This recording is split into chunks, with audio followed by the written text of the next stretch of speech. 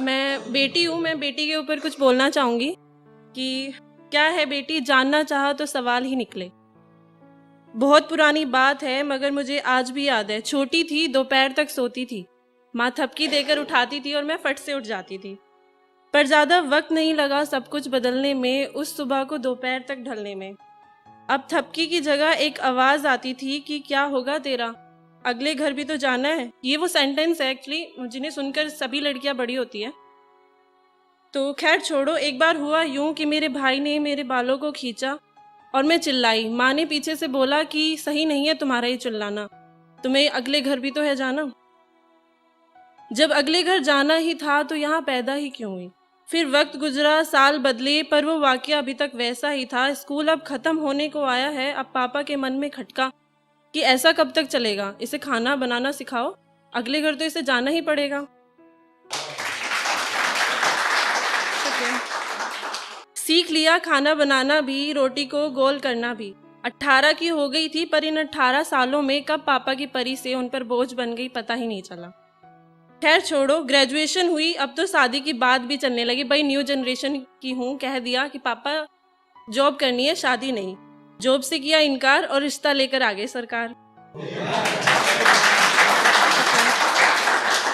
चलो आ गया वो दिन जिसे सुनकर लड़की जवान होती है और घर की लाड़ों से उन पर बोझ बन जाती है। विदा ले गए मुझे। अगली सुबह ना थपकी मिली, ना वो सुनने को मिला जो सुनती थी। सब किया जो जो मुझे सिखाया गया था, क्योंकि बेटी को बहू बनने की ट्रेनिंग तो बचपन से दे दी जाती है। सब एक नया आशियाना था। मुझे भी लगने लगा कि अच्छा ये होता है घर, बेटी का अपना घर। पर अगर ये घर मेरा है तो यहाँ के लोग मुझसे छुपकर बातें क्यों करते हैं, मुझे देखते ही चुप क्यों हो जाया करते हैं। एक दिन तो मैंने सोच ही लिया कि सुनकर रहूंगी कि आखिर ये लोग बातें क्या करते हैं, क्या इनकी भी कुछ शर्तें हैं। अच्छा तो बात कुछ पैसों की है, और कहा यूं उन्होंने कि उसको क्या बताना, वो तो आखिर पराए घर की है। मेरी दुनिया मानो वहीं रुक गई और मुझे समझ आया कि बेटी का कोई घर नहीं होता। और आज मैं वापस से पूछना चाहती हूँ कि मेरा घर कौन सा है, ये जहाँ पराए घर की बुलाते हैं या वो जहाँ अगले घर की बुलाते हैं। मुझे ट्रेडिशन से कोई प्रॉब्लम नहीं है, मुझे प्रॉब्लम है लोगों की सोच से, उन लोगों से जो मानते हैं कि बहू पराई होती है और बेटी अगले घर की होती है। तो उसी के ऊपर मैं एक पोयम बोलना चाहूँगी। अभी तक एक कहानी थी जो मैंने सुनाई है। तो क्या चाहिए बेटी को मैं बताना चाहूँगी। प्यार चाहिए उसे, प्यार इतना दो कि एक बेटी कभी अगले घर जाने की ना सोचे और एक बहू खुद को जलाने की ना सोचे।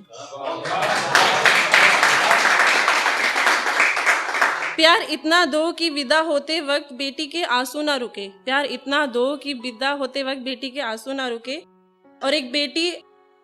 और एक बहू बनने के बाद आंखों से आंसू ना छलके। प्यार इतना दो कि एक बेटी के सपने सिर्फ उसकी आंखों में ना रहे और एक बेटी के अपने सिर्फ उसकी यादों में ना रहे।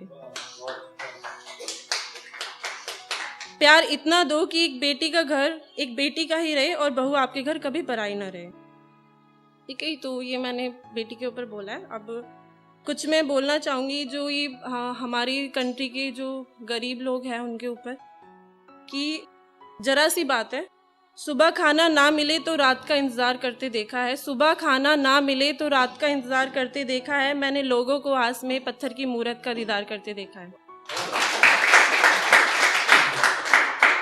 और ये उनके लिए जो लोग सोचते हैं कि गरीब को छुएंगे तो हम गंदे हो जाएंगे, तो उनके ऊपर मैं बोलना चाहूँगी। तू गलती सारे जहान में ढूंढता है, तू गलती सारे जहान में ढूंढता है, कभी खुद को बदल कर तो देख। तू गंदा हर गरीब को समझता है, कभी अंदर से अपने दिल को तो देख। और लास्ट में मैं उन लोगों के लिए बोलना चाहूँगी जो आपके लिए आपके सामने बहुत अच्छा बनते हैं और पीछे बहुत ज़्यादा बेगैरत और बुराइयाँ करते हैं। हाँ वही। मन में उनके पाप है, मन में उनके पाप है, मुंह पर उनके प्रभु का जाप है। मन में उनके पाप है, मुंह पर उनके प्रभु का जाप है। कैसे कर ले उन लोगों पे भरोसा, कैसे कर ले उन लोगों पे भरोसा जो हमारे सामने कुत्ते की तरह वफादार और हमारे पीठ पीछे सांप है।